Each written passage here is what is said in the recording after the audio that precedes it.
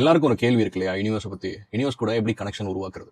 நீங்கள் யூனிவர்ஸ் கூட strong connection உருவாக்கணும் அப்படின்னா நீங்கள் யூனிவர்ஸ் கூட அதிகமாக கம்யூனிகேட் பண்ண ஆரம்பிக்கணும். இது எப்படி கம்யூனிகேட் பண்ணுறது எனக்கு தெரியலையே அப்படின்னா உங்களுக்கான வீடியோ தான். இந்த வீடியோ சேவ் பண்ணிக்கோங்க, ரொம்பவே ஹெல்ப்ஃபுல்லாக இருக்க போது. என் அக்கௌண்ட்டை ஃபாலோவும் பண்ணிக்கோங்க. அப்போ எப்படி யூனிவர்ஸ் கூட கம்யூனிகேட் பண்ணுறது அப்படின்னு கேட்டிங்கன்னா, தினமும் யூனிவர்ஸ்க்கு நன்றி சொல்ல ஆரம்பிங்க. எதுக்காக? ஆல்ரெடி உங்களுக்கு கிடைச்ச விஷயம்லாம் அவ்வளோ இருக்கு இல்லையா. உங்ககிட்ட இருக்க வண்டியாக இருக்கட்டும், வீடாக இருக்கட்டும், உங்களோட பாடி ஆகட்டும், கண்ணு, காது, மூக்கு, இதெல்லாம் அற்புதமாக உங்களுக்கு கிடைச்சிருக்கு இல்லையா, வேல்யூபிளான விஷயங்கள். அதற்கு நன்றி சொல்ல ஆரம்பிங்க. அப்புறம் ஆஸ்க் ஃபார் கைடன்ஸ்க்கு அதுக்கிட்ட கேளுங்க. எப்படி ஒரு ஃப்ரெண்டு கிட்ட இல்லை கோச் கிட்ட கைடன்ஸ் கேட்பீங்களோ அது மாதிரி கேளுங்க. இன்னொன்று, பாதுகாப்போடு எப்படி இருக்கிறது அப்படின்னு சொல்லிட்டு அதை கேளுங்க. உங்களோட சேலஞ்சஸ் இருக்கு இல்லையா, அதை கூட யூனிவர்ஸ் கிட்ட ஷேர் பண்ண ஆரம்பிங்க. அப்படி பண்ணும்போது ஒன்று ஒன்றா உங்களுக்கான ஆன்சர்ஸ் இருக்கு இல்லையா, உங்கள் லைஃப்பில் அப்பியர் ஆக ஆரம்பிக்கும். அப்போ நீங்கள் என்ன ஒன்றே ஒரு விஷயம் பண்ணணும்னா, விழிப்புணர்வோடு இருக்கணும், கான்சியஸோடு இருக்கணும், அது எல்லாத்தையும் கிராப் பண்ணுறதுக்கு. அவ்வளோதான்.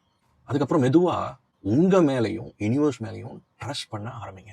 அந்த நம்பிக்கை இருக்கு இல்லையா, உங்கள் மேலே வைக்கிற நம்பிக்கையே பல விஷயத்த உங்ககிட்ட பாசிபிள் ஆக்கி கொண்டு வரும். ஸோ இனிமேல் கன்ஃபியூஷன் இருக்கா? அப்போ யூனிவர்ஸ் கூட கம்யூனிகேட் பண்ணலாமா? அப்போ நீங்கள் தினமும் யூனிவர்ஸ் கிட்ட பேசுவீங்களா இந்த முறையில்? அப்போ கமெண்ட் எஸ்ன்னு கொடுங்க. நீங்கள் யூனிவர்ஸை நம்புறவராக இருந்ததுன்னா. தேங்க்யூ ஸோ மச் ஃபார் வாட்சிங். Happy manifesting.